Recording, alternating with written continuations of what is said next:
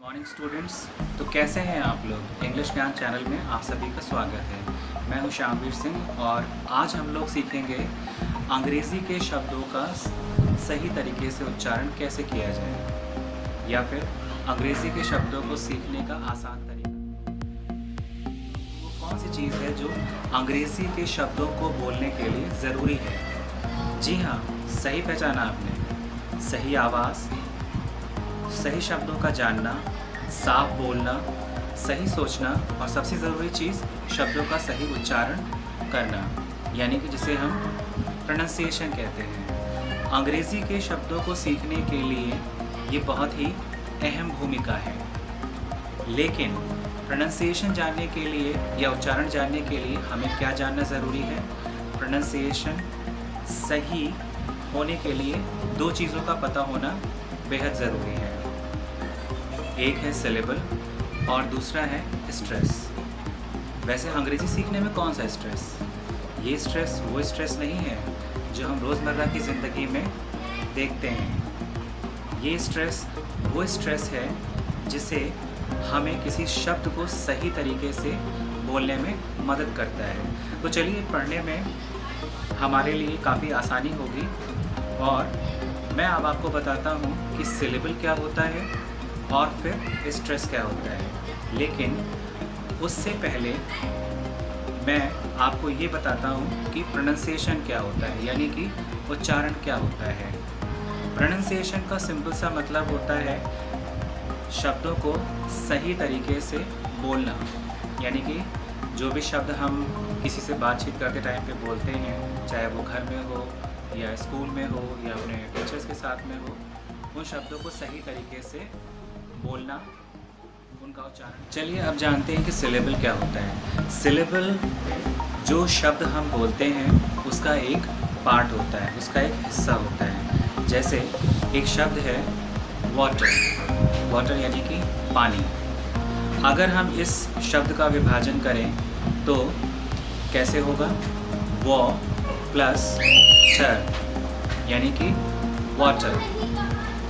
ठीक, इसमें हमने इस शब्द को दो भागों में विभाजित किया है। दूसरा शब्द लेते हैं पर्पल, जो कि बैंगनी कलर है। अगर हम इस शब्द का विभाजन करें तो कैसे होगा? पर प्लस पर, पर्पल। तो देखा आपने कि शब्दों को हम जब दो भागों में विभाजित कर रहे हैं तो ये जो भाग हैं हमारे, जो शब्द का हिस्सा है, इसे हम बोलते हैं सिलेबल। और इन छोटे छोटे भागों में विभाजित करने के बाद जब हम इन्हें मिलाते हैं तो हमारा शब्द बनता है और उस शब्द का उच्चारण हम फिर सही तरीके से कर पाते हैं। तो दोस्तों, इन्हीं छोटे छोटे भागों को हम सिलेबल कहते हैं। तो आपने देखा, जब हम इन शब्दों को छोटे छोटे भागों में बांटते हैं तो इसे सिलेबल कहा जाता है और ये मदद करता है आपको सही उच्चारण करने में। तो यहाँ कुछ और उदाहरण लेते हैं जहाँ शब्दों का विभाजन 2 या 3 या फिर 4 भागों में किया जा सकता है। कुछ शब्द आपके लिए लेके आया हूँ, जैसे मीडिया, हॉलीडे। इसमें शब्दों का 3 तरीके से विभाजन किया गया है। जैसे है मीडिया, मी डी या हॉलीडे। छुट्टियाँ किसे पसंद नहीं है? हम सभी छुट्टियाँ चाहते हैं। अगर हम इसका विभाजन करें तो ये है हॉलीडे, यानी कि दोनों ही शब्दों का विभाजन 3 सिलेबल्स में किया गया है।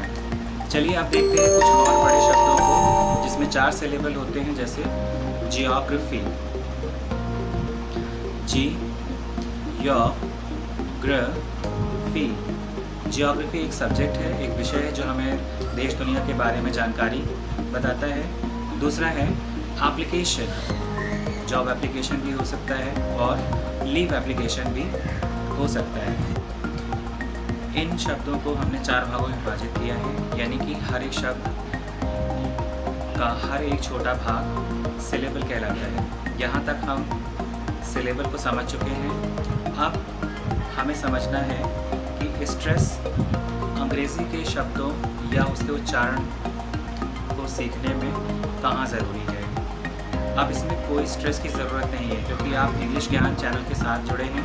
तो मैं अब आपको बताता हूँ कि स्ट्रेस क्या होता है। दोस्तों, जब शब्द छोटे होते हैं तब बोलना आसान होता है। लेकिन चलिए अब जानते हैं कि सिलेबल क्या होता है। सिलेबल जो शब्द हम बोलते हैं उसका एक पार्ट होता है, उसका एक हिस्सा होता है। जैसे एक शब्द है वाटर, वाटर यानी कि पानी।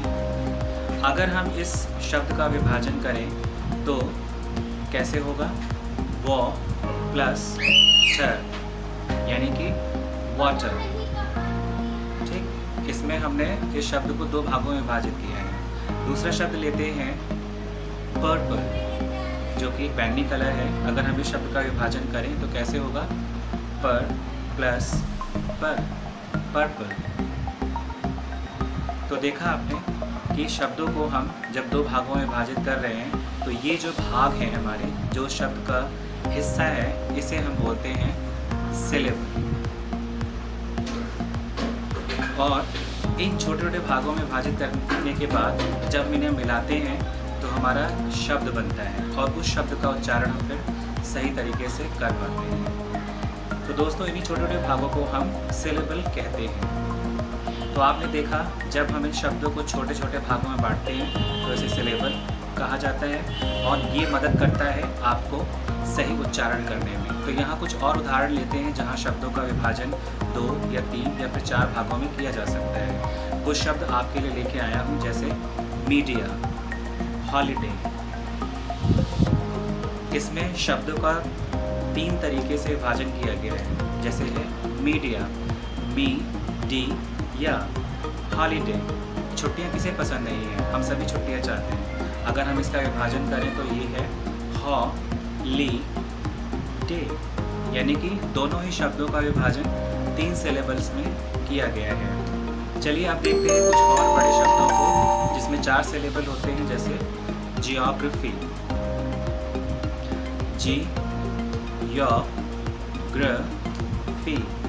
जियोग्राफी एक सब्जेक्ट है, एक विषय है जो हमें देश दुनिया के बारे में जानकारी बताता है। दूसरा है एप्लीकेशन, जॉब एप्लीकेशन भी हो सकता है और लीव एप्लीकेशन भी हो सकता है।